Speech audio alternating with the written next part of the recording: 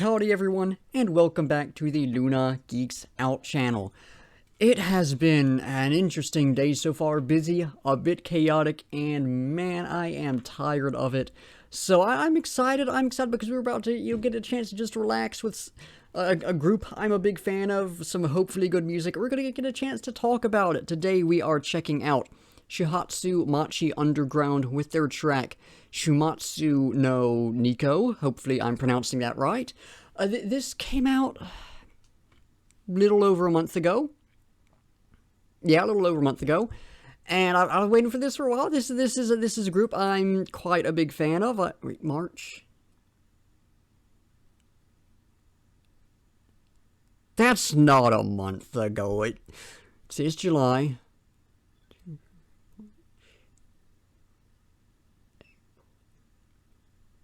3 months ago? Yeah? Okay, anyways, I've distracted myself. I don't know where I was going. It's this. I like this group. I'm looking forward to checking this one out. Without further ado, let's hop into it. Piano start. Nice. Got like some static, and they're a bit more of a physical, kind of analog feel to this, which I like. Feels like it's, an old record that's been put on. It's just doing that little crackling that they do that I quite like. A bit of guitar in there? Think so? Like an acoustic guitar?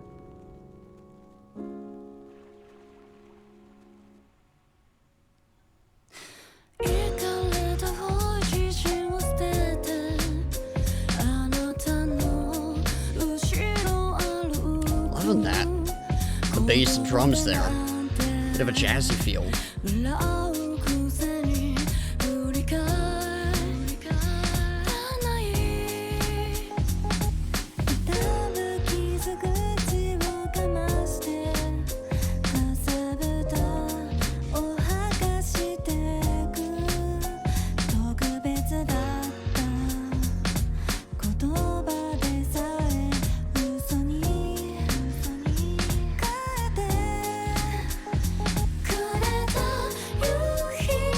All the vocals coming together there is really nice.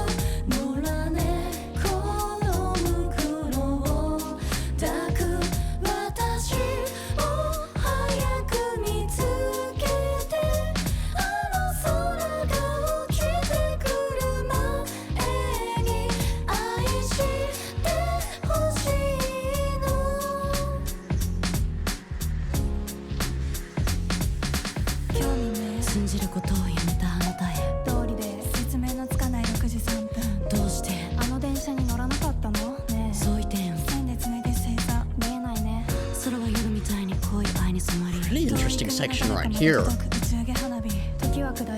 Reminds me of a track I think Maison Bookgirl did.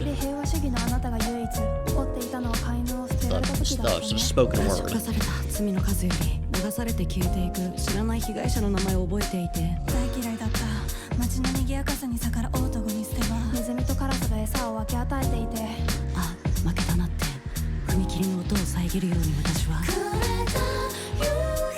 Back in this, just all of the voices coming together.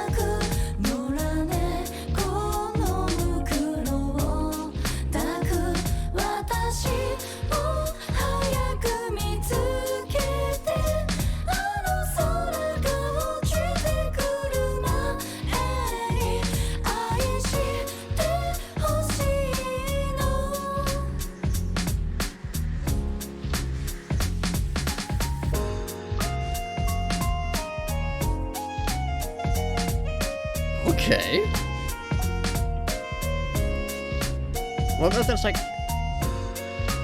I can't quite tell if that's like a synth or like a saxophone or something else, but that's a cool little sound right there. And again, it fits the sort of jazzy vibes we're getting.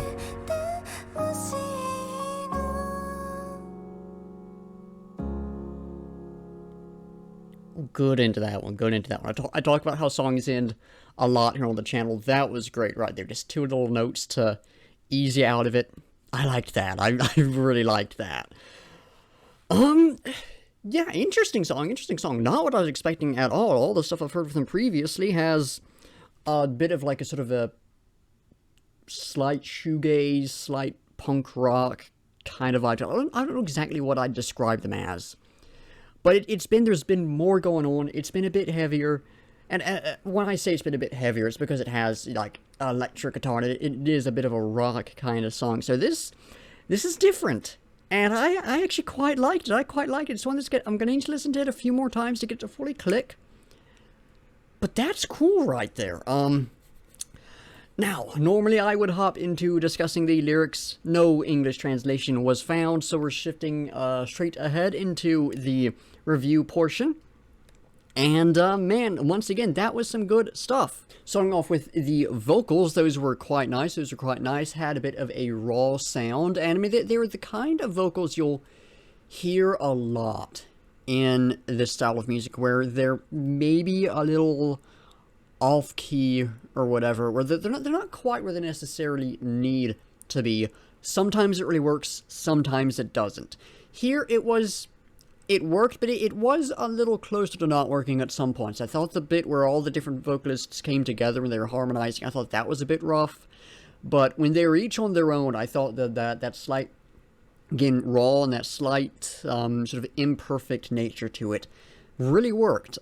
Best part vocally, though, was that more spoken word section. Like I said, it reminded me of a Maison Book Girl song, I think it was. If I can figure out what one it was, I'll put the title up on screen. It wasn't like a traditional song. What it was is it would be just like, I think it was like, there'd be a note on the piano. Like, they'd play something on the piano real quick, and then one of the members would speak, and play something on the piano, and another member would speak, and it was just narration, and like just atmospheric sound.